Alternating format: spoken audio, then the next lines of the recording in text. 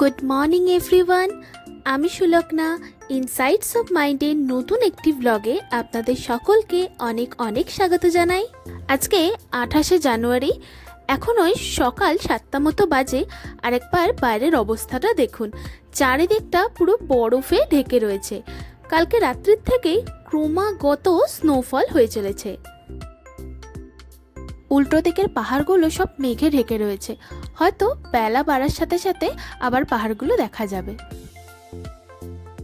এখন ওই বেলা 11টা মতো বাজে। দেখুন, মেঘগুলো সব সরে গিয়েছে এবং উল্টো দিকের পাহাড়গুলো স্পষ্ট দেখা যাচ্ছে।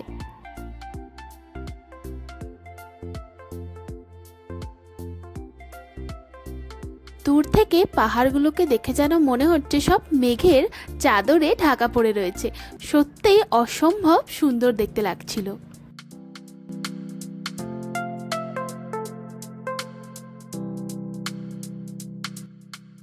কটেজ থেকে বেরোতে বেরোতে আবার দেখি স্নোফল শুরু হয়ে গিয়েছে। এখন আমরা চলেছি অলি পিকে। আর এদিকে দেখুন, এনারা দুজনে চলে এসেছে আমাদেরকে বিদায় জানাতে।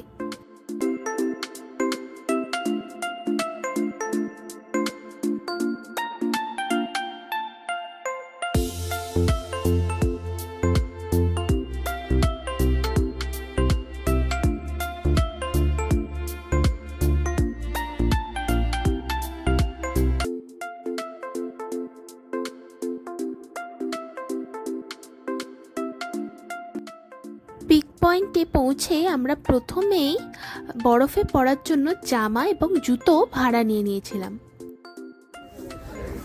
তো আমাদের বরফের জামা পরা হয়ে গেছে। এবার আমরা সবাই এখন ওপরের দিকে যাচ্ছি।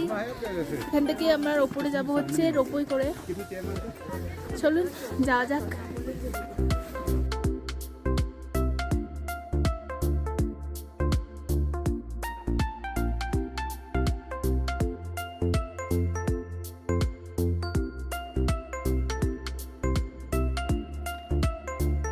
উঠে পড়েছি আমরা চেয়ার লিফটে। চেয়ার লিফট থেকে চারিপাশটাকে কি অসম্ভব সুন্দর দেখতে লাগছে দেখুন। যেদিকেই তাকাচ্ছি শুধুই বরফ আর বরফ। আমরা যখন আসছিলাম অলিতে তখনও ভাবতে পারিনি যে সত্যি অলিতে এই দুদিনের স্নোফলে এতটা বরফ দেখতে পাবো। এতটা পথ পেরিয়ে আসা সত্যিই সার্থক হলো।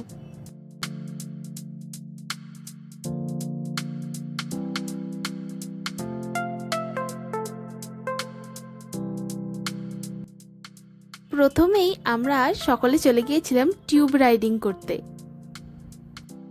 এখান থেকে টিউব রাইড করেই আমরা স্কি পয়েন্টে পৌঁছবো। হাতের সামনে এত বরফ দেখে আর নিজেকে সামলাতে পারলাম না। টিউব রাইডিং করতে গিয়ে এদিকে মধুরিমার অবস্থা দেখুন, ও তো প্রায় অর্ধেক শুয়েই পড়েছে বরফের ওপরে।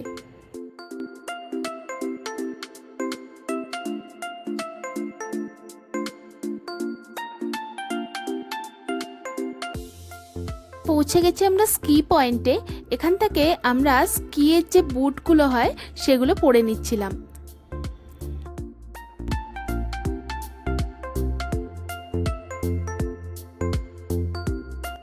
এদিকে প্রথমবার স্কি করতে এসে আমার অবস্থা দেখুন। প্রথমে এগোতেই ভয় পাচ্ছিলাম, তারপর আস্তে আস্তে একটু একটু করে এগোলাম।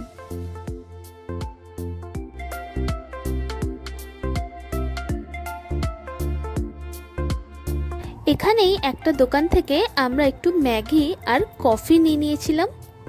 তারপর দেখলাম এখানে বেশ ভালো মোমো পাওয়া যাচ্ছে, তাই আর সময় নষ্ট না করে এক প্লেট মোমো নিয়ে নিয়েছিলাম।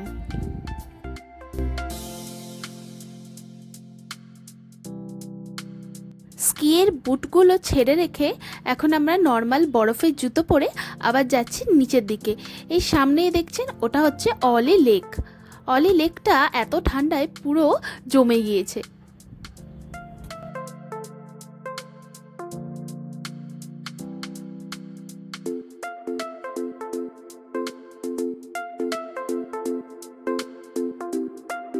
আর এই বরফের মধ্যে এই তিনজনের অবস্থা দেখুন, শুরু হয়ে গেছে স্নোম্যান বানাতে। তো তোমাদের স্নোম্যান বানিয়ে কেমন লাগছে? খুব ভালো। এই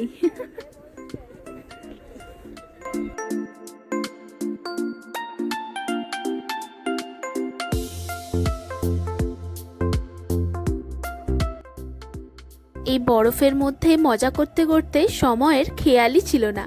এখন প্রায় 3:30 মতো বেজে গিয়েছে। চলুন এবার ফেরা যাক।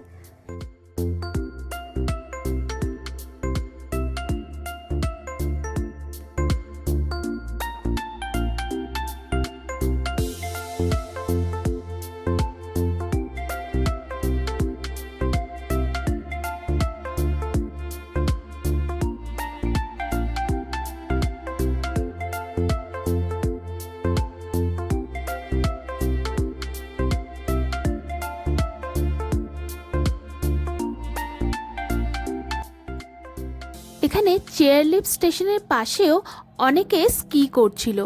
যদি কেউ মনে করেন যে আমরা চেয়ারলিফটে করে ওপরে যেতে চাই না, তাহলে তারা এই নিচে স্কি পয়েন্টেও স্কি করতে পারেন।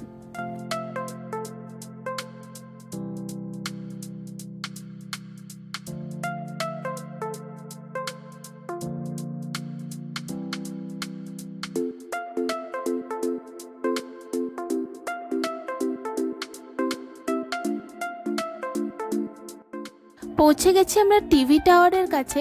এখন এখান থেকে আমরা আমাদের যে অন্য গাড়িটি রয়েছে সেটাতে উঠে যাব।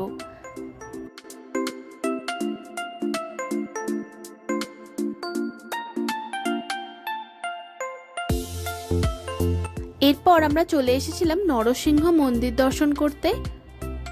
যেহেতু এখন বদ্রীনাথের মন্দির বন্ধ রয়েছে, তাই আমাদের ড্রাইভার দাদা বললেন যে এই মন্দিরটি দর্শন করে যেতে। স্থানীয়দের মতে এই মন্দির দর্শন করা হলো বদ্রীনাথ মন্দির দর্শন করার সমান।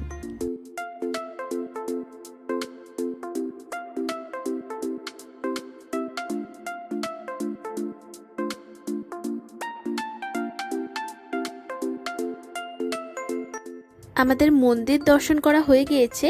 এখন এখান থেকে আমরা রওনা দেব রুদ্রপ্রয়াগের উদ্দেশ্যে।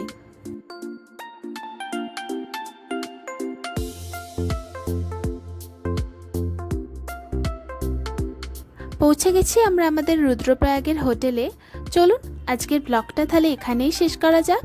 খুব শিগগিরই ফিরবো নতুন একটি ব্লগ নিয়ে। ততক্ষণ পর্যন্ত সবাই খুব খুব খুব ভালো থাকবেন এবং সুস্থ থাকবেন।